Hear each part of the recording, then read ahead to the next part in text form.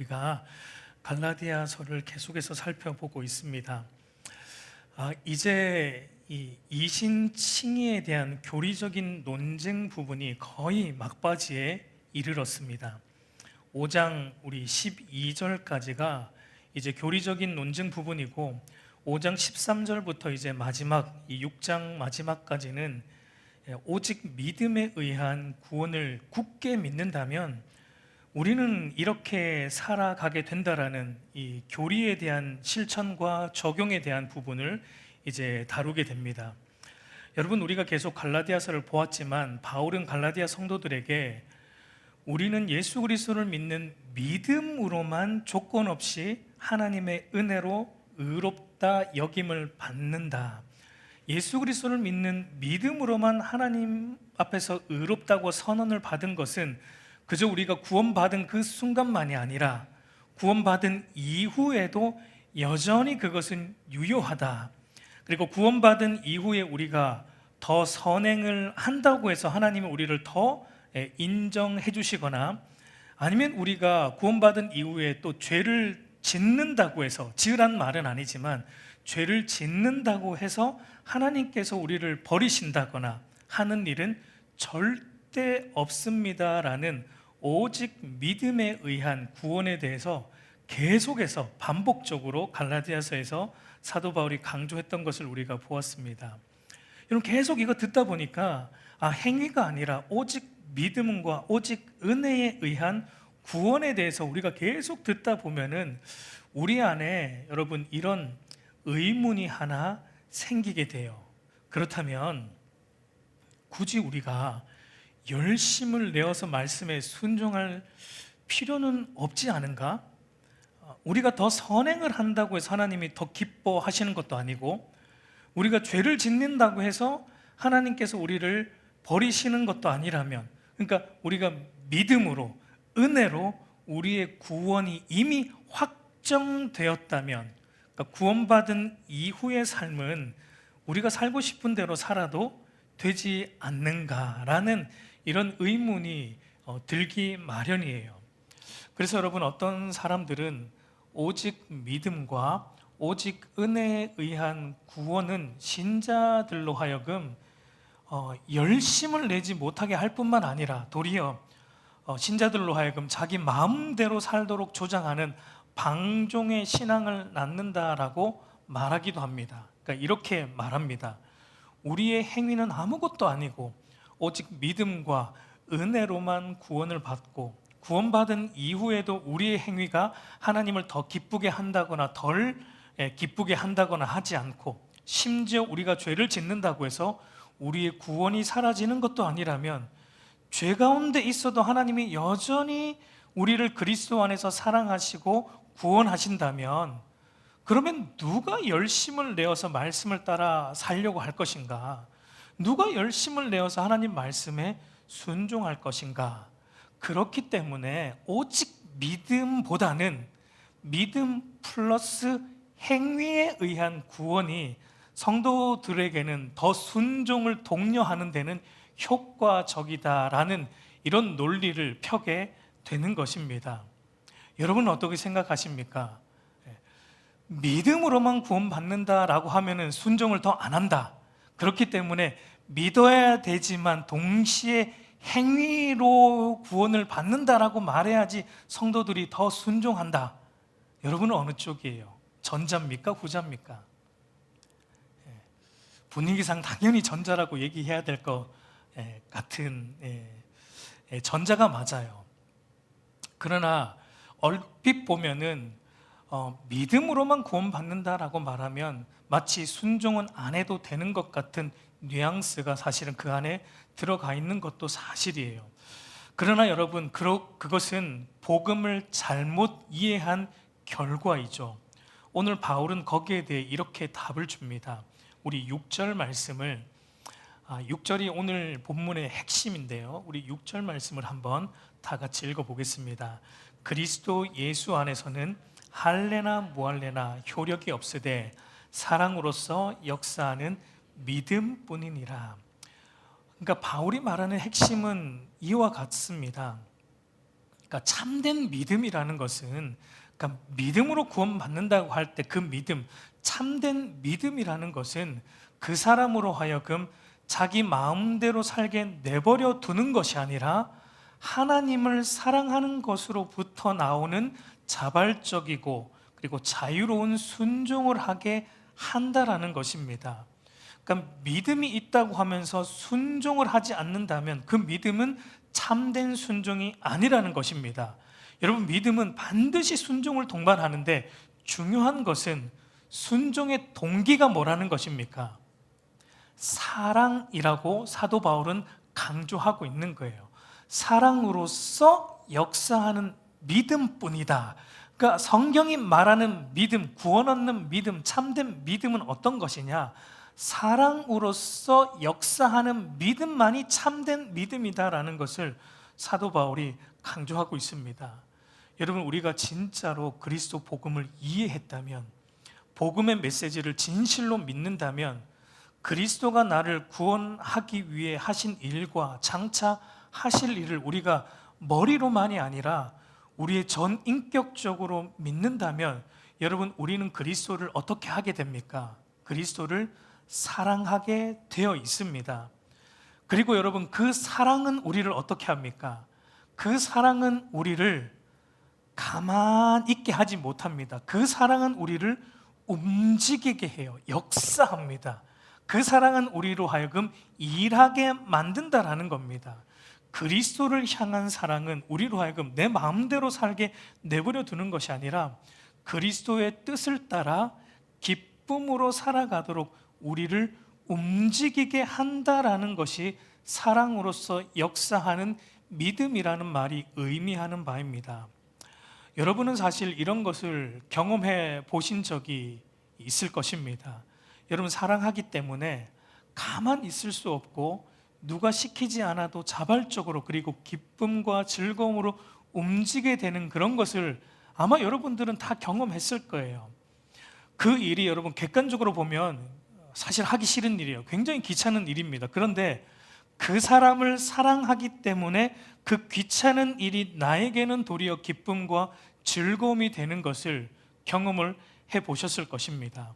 예를 들어서 여러분, 갓난 아이의 기저귀를 가는 일, 우리가 여러분 다 해보았지 않습니까? 객관적으로는 그 일이 어떻습니까? 귀찮아요. 객관적으로는 냄새도 나고 귀찮은 일입니다. 그러나 그 아이를 낳은 그 부모에게는 그 일이 어떻습니까? 그게 귀찮지가 않아요. 도리어 기쁨과 즐거움으로 그 일을 감내합니다. 물론 그렇지 않은 부모도 있습니다. 그건 옳지 않은 부모이죠. 정상적인 부모라면, 그 아이를 사랑하는 정상적인 부모라면 그 일을 기쁨으로 감내할 겁니다. 왜냐하면 사랑하기 때문입니다. 사랑하기 때문이에요. 그러니까 이처럼 여러분, 사랑이라는 것은 기쁨과 즐거움으로 일을 하게 만드는 힘이 있다라는 겁니다. 여러분, 누군가를 사랑하게 되었을 때, 여러분, 사랑하는 사람이 말을 안 해도, 사랑하는 사람이 그저 무엇을 바라만 보아도 그것이 나에게는 어떤 것으로 다가옵니까? 여러분, 사랑하는 사람이 뭔가를 뚫어지게 보고 있어요. 백화점을 갔는데 사랑하는 사람이 핸드백을 뚫어지게 보고 있습니다. 사달라는 말은 안 해요. 절대 사달라고는 말하지 않습니다. 계속 지그시 쳐다봅니다.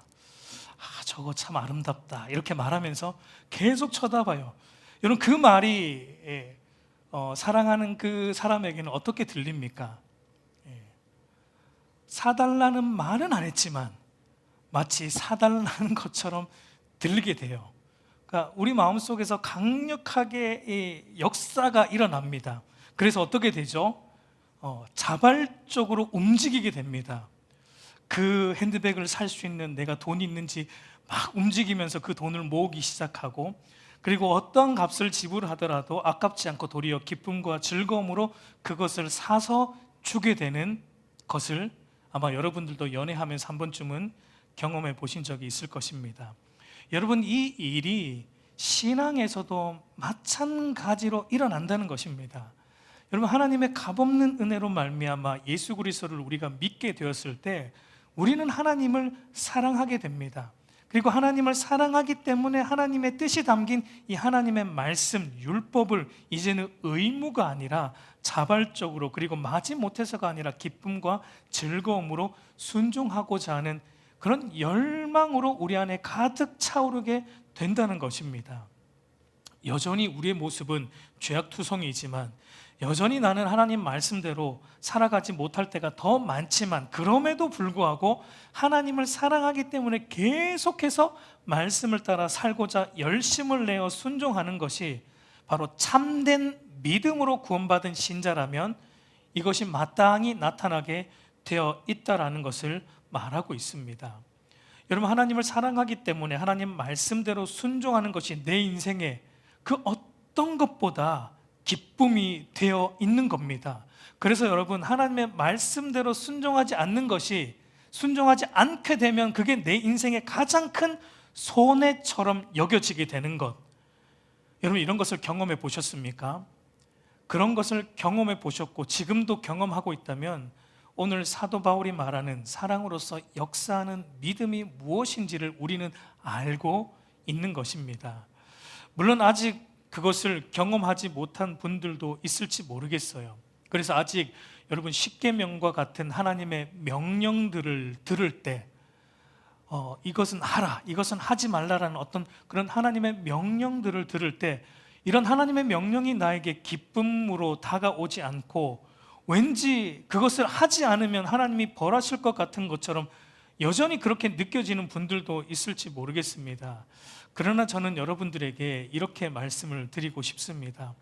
여러분이 진실로 복음을 믿는다면, 머리로만이 아니라 전인격적으로 복음을 받아들이게 된다면 여러분은 마지못해 하는 의무적인 신앙의 자리를 넘어서 사랑하기 때문에 기쁨과 즐거움으로 하나님 말씀을 순종하는 자발적인 신앙의 자리로 반드시 오게 된다는 것입니다.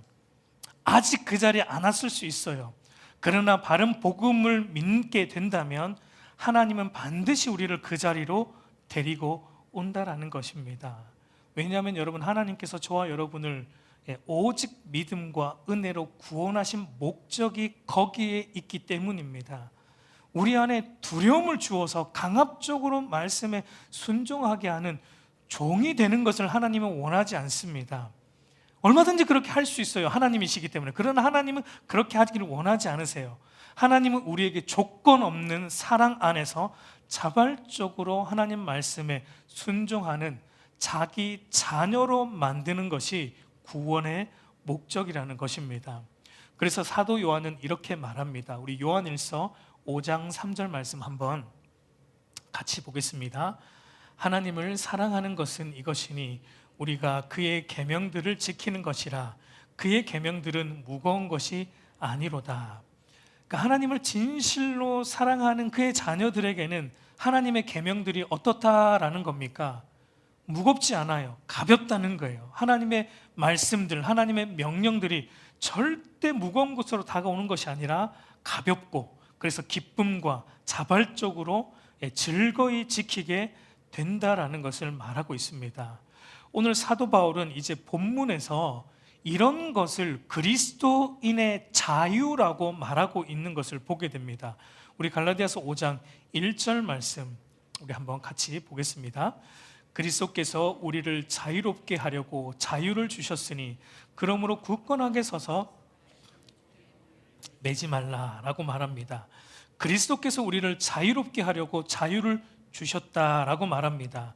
오늘날 사람들이 말하는 일반적인 의미에서 자유는 내가 하고 싶은 대로 한 것을 일반적으로 자유라고 생각을 합니다. 그러나 여러분, 그것은 우리가 다 압니다. 진정한 의미에서 자유가 아니라는 것을 조금만 생각해 보면 다 알아요.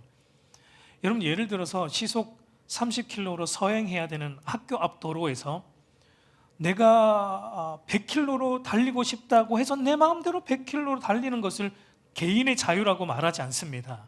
그것은 여러분 범법 행위이지 개인의 자유가 아닙니다. 자유라는 것은 국가가 제정한 법 체계 안에서, 그러니까 학교 앞의 도로에서는 시속 30km로 서행하면서 다른 이들의 안전과 유익을 위해 나의 자유를 통제하는 것을 통해 자유가 오는 것입니다. 그러나 여러분, 우리 인간이 제정한 법 체계는 또 완전하지가 않아요. 왜냐하면 우리가 불완전한 존재이기 때문이에요. 그러므로 참된 자유는 무엇 안에서 오는 것이고, 참된 자유는 무엇을 지키며 살 때 온다라고 성경은 우리에게 말해주고 있습니까?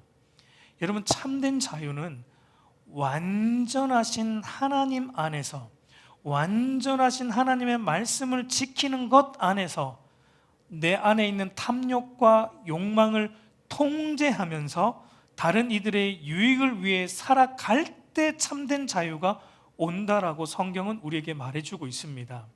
그래서 주님도 이렇게 말씀하시죠. 요한복음 8장 32절을 보면 진리를 알지니 진리가 너희를 자유롭게 하리라. 그러니까 여러분, 참된 자유가 어떻게 온다는 겁니까? 진리가 무엇인 줄 알고 그 진리 안에서 살아가는 것을 통해 오는 것입니다. 진리이신 그리스도의 말씀 안에서 나의 탐욕, 나의 욕심에 대해서는 죽어야 되고, 그리고 의에 대해서는 산 자로 살아갈 때만 참된 자유가 우리에게 온다라는 것입니다. 여러분, 어떤 이들은 진리 안에서, 그리스도 안에서 자유가 온다라고 말할 때 안에서라는 말 때문에 뭔가 구속받는 느낌이 든다고 말하지만, 여러분, 그렇지 않습니다. 이게 우리의 죄악된 본성 때문에 그렇게 느껴지는 것인데, 여러분, 이렇게 생각해 보면 좋을 것 같아요. 여러분, 물고기가 물 안에 있어야 자유로운 거죠. 근데 물고기가 나는 자유할 거야 하면서 물 밖으로 나오면 어떻게 됩니까? 나는 물 밖으로 나갈 권리가 있어, 나는 자유할 거야 하면서 물 밖으로 뛰쳐나오면 물고기는 어떻게 돼요? 자유를 누리는 게 아니라 도리어 죽음을 자초하게 되고 죽는 것입니다. 여러분, 우리 인간은 하나님의 형상으로 창조가 되었기 때문에 인간은 하나님 안에서만 진정한 자유를 누릴 수 있었고, 하나님 안에서만 참된 인간다운 삶을 살 수 있었습니다. 그러나 여러분, 우리 인간도 어떻게 했습니까? 스스로 하나님 되어 살고자 하나님을 벗어남으로 우리가 어떻게 되었습니까? 물고기가 물을 벗어나서 죽듯이 우리 인간도 하나님을 벗어남으로 영적으로 죽은 존재가 되었고, 죄와 사탄의 속박 아래 죄와 사탄의 종으로 살게 된 것을 우리는 성경을 통해 보게 돼요. 저와 여러분도 예외 없이 다 그런 자리에 있었던 자들입니다. 이것을 사도 바울이 이렇게 말해주고 있습니다. 에베소서 2장 1절과 2절 말씀 우리 한번 같이 읽어보겠습니다. 그는 허물과 죄로 죽었던 너희를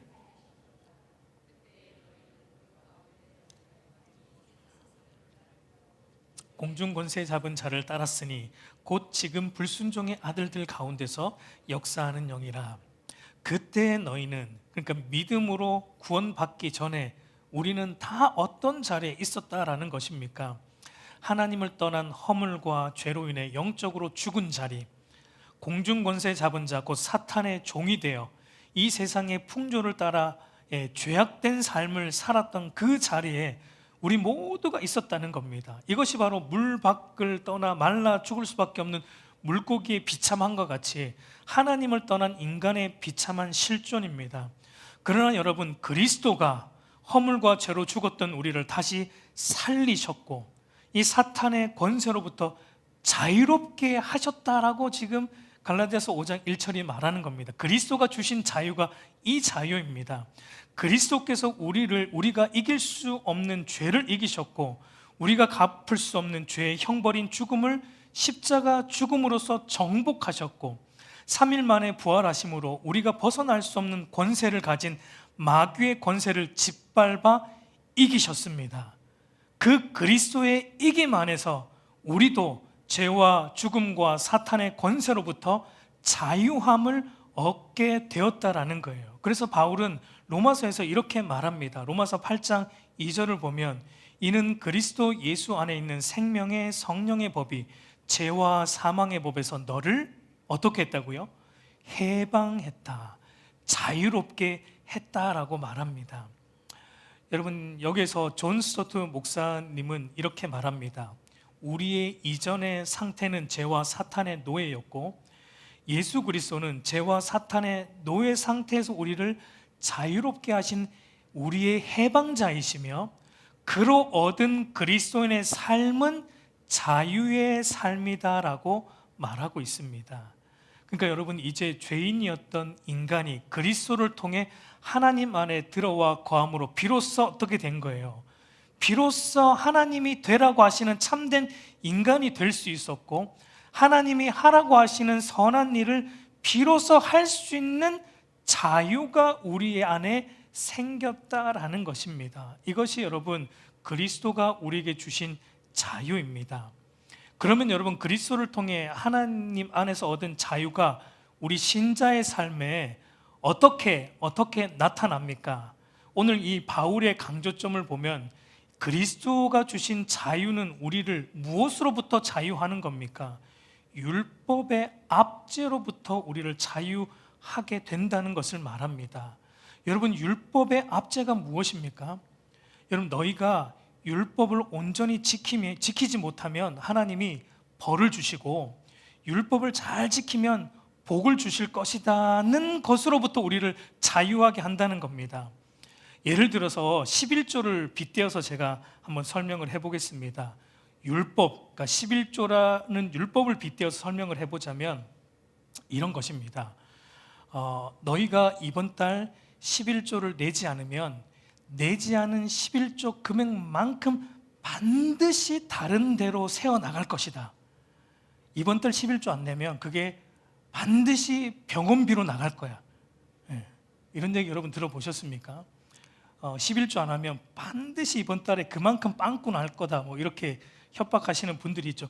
이거 아닙니다. 아닌다는 걸 얘기하는 거예요.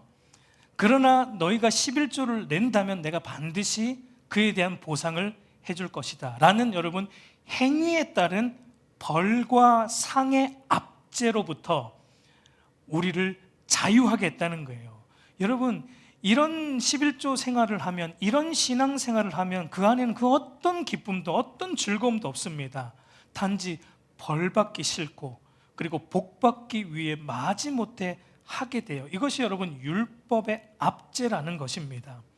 율법의 압제 아래 있으면 우리가 불순종했을 때는 하나님으로부터 버림받을까 봐 두려워요. 벌받을까 봐 두려워서 율법을 억지로 지키게 돼요. 우리가 순종할 때는 어떻게 됩니까? 조금 순종할 때는 금세 우리가 교만해집니다. 근데 여러분, 저와 여러분의 삶을 보면 알듯이 순종하지 못해요. 우리가 온전히 순종할 때가 별로 없습니다. 그러니까 대부분 우리는 불순종해요. 그러니까 대부분의 신앙생활이 어떻다는 겁니까? 율법의 압제 아래 있으면 저와 여러분의 대부분의 신앙생활은 하나님으로부터 벌받을 것이 두려워서, 벌받기 싫어서 의무적으로 막 주일 예배에 나오고, 의무적으로 헌금하고, 의무적으로 기도하고, 의무적으로 형식적으로 하는 이런 신앙생활의 자리에 머물게 된다는 겁니다. 이것이 여러분 율법의 압제 아래 있는 것입니다. 여러분, 예수님께서 우리를 이런 율법의 압제로부터 건지셨고 자유하게 하셨다는 거예요. 그러니까 여러분, 믿음으로 구원받은 신자는 이제 이런 율법의 행위에 따른 상벌의 논리가 우리를 움직이지 않습니다. 왜냐하면 나의 불순종에 대한 모든 하나님의 진노와 형벌이 십자가에 달리신 예수 그리스도에게 옮겨져서 모조리 도말되었다라는 것을 알기 때문이에요. 저와 여러분의 과거와 현재와 미래의 죄까지 예수님의 십자가상에서 모조리 다 도말되었습니다. 앞으로 저와 여러분이 어떤 죄를 지어도 하나님이 그것에 대해 우리에게 책임을 묻지 않습니다. 죄를 지으라는 말은 아니에요. 예수님의 의로움에 근거한 하나님의 영원한 상이 은혜로 우리에게 값없이 주어졌다는 것을 믿기 때문에 더 이상 두려움에 사로잡혀서 상벌에 전전긍긍하는 종처럼 신앙생활을 하지 않는 겁니다. 이제는 그리스도 안에서 자유함을 얻은 하나님의 아들로서 하나님을 사랑하기 때문에 순종하기를 기뻐하는 겁니다. 하나님을 사랑하기 때문에 자발적으로 기쁨과 즐거움으로 순종하는 것입니다. 이것이 여러분 사랑으로서 역사하는 믿음이에요. 여러분, 그리스도가 우리에게 이 자유를 주셨다는 겁니다.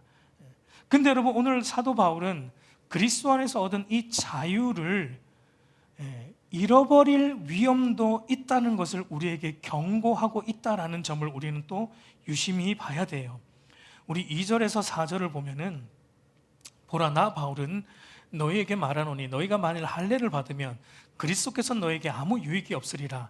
내가 할례를 받는 각 사람에게 다시 증언하노니 그는 율법 전체를 행할 의무를 가진 자라. 율법 안에서 의롭다함을 얻으려 하는 너희는 그리스도에게서 끊어지고 율법 은혜에서 떨어진 자로다라고 말합니다.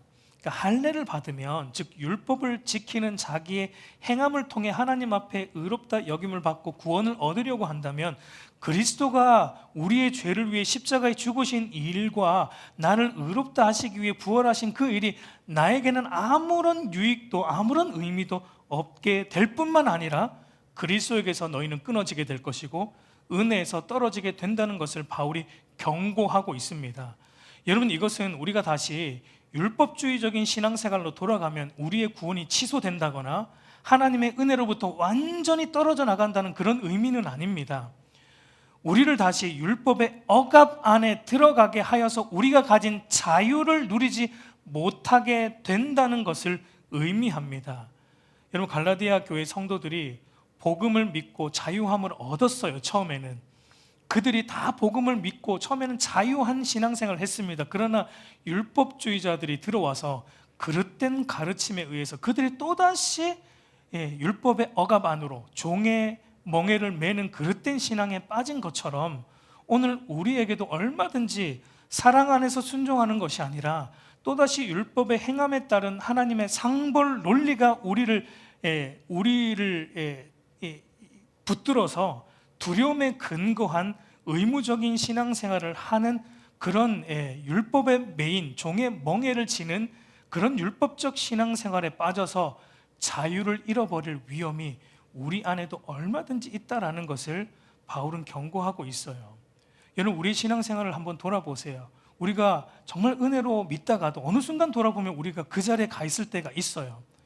하나님에 대한 두려움이 우리를 사로잡을 때가 있습니다. 물론 경외하는 것은 마땅한데 그런 바른 경외심이 아니라 율법 때문에 두려움에 사로잡히는 그런 그릇된 신앙이 우리 안에도 얼마든지 올 때가 있습니다. 그래서 오늘 바울은 1절 후반부를 보면은 그러므로 굳건하게 서서 다시는 종회를 매지 말라라는 것을 우리에게 명령합니다. 그러니까 그리스도께서 주신 자유 위에 굳건하게 서라는 명령을 해요. 왜냐하면 우리가 믿음으로 얻은 구원은 잃어버릴 수가 없지만 율법의 속박과 압제로부터 자유롭게 된 것은 잃어버릴 수 있기 때문입니다. 그래서 바울은 그리스도가 주신 자유를 잃지 않으려면 우리가 어떻게 해야 되는가? 5절에서 이렇게 말합니다. 우리 마지막으로 5절 말씀 한번 같이 읽어보겠습니다. 우리가 성령으로 믿음을 따라 의의 소망을 기다리노니라고 말합니다. 여러분, 이것은 이런 의미예요.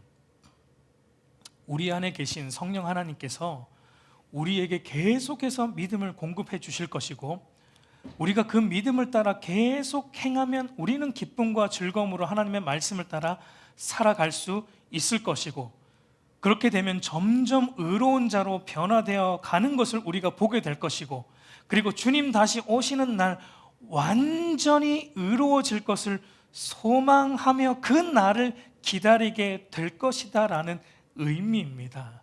그러니까 성령 하나님께서 모든 신자들의 심령 안에 믿음을 끝까지 붙들게 해 주실 것이고 그 믿음으로 미래의 구원의 완성을 기다리며 현재의 삶 속에서 기쁨과 즐거움으로 말씀을 따라 살게 하신다라는 것입니다. 그러니까 저와 여러분이 붙들어야 될 것은 바로 이것이에요.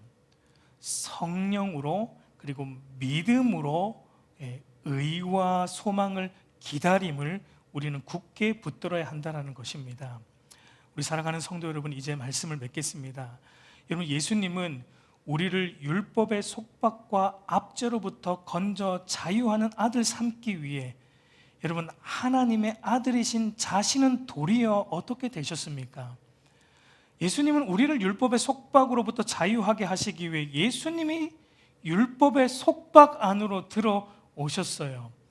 예수님은 기쁨과 즐거움으로 하나님의 모든 율법을 다 지키셨고, 기쁨과 즐거움으로 고난을 받으셨고, 기쁨과 즐거움으로 십자가에 달려 죽으심으로 우리를 율법의 속박과 압제로부터 건져 구원하셨고, 자유하는 아들의 명분을 주셨습니다. 그래서 바울이 갈라디아서 4장 4절에서 5절에서 이렇게 말을 했습니다. 때가 차매 하나님이 그 아들을 보내사 여자에게서 나게 하시고 율법 아래 나게 하신 것은 율법 아래 있는 자들을 속량하시고 우리로 아들의 명분을 얻게 하려 하심이라. 여러분, 이 복음을 굳게 붙잡으시기를 바랍니다. 그리고 성령의 인도와 도우심을 날마다 구하시기를 바랍니다. 성령께서 우리의 믿음을 붙잡아 주세요. 성령의 인도와 도우심으로 우리가 믿음을 따라 날마다 기쁨과 즐거움으로 주를 위해 살아가는 은혜가 우리에게 주어지기 때문입니다. 그러므로 성령의 도우심을 날마다 구하고 성령의 인도를 따라 날마다 즐거움으로 기쁨으로 주의 말씀에 순종하는 은혜가 저와 여러분에게 있기를 우리 주님의 이름으로 축복합니다.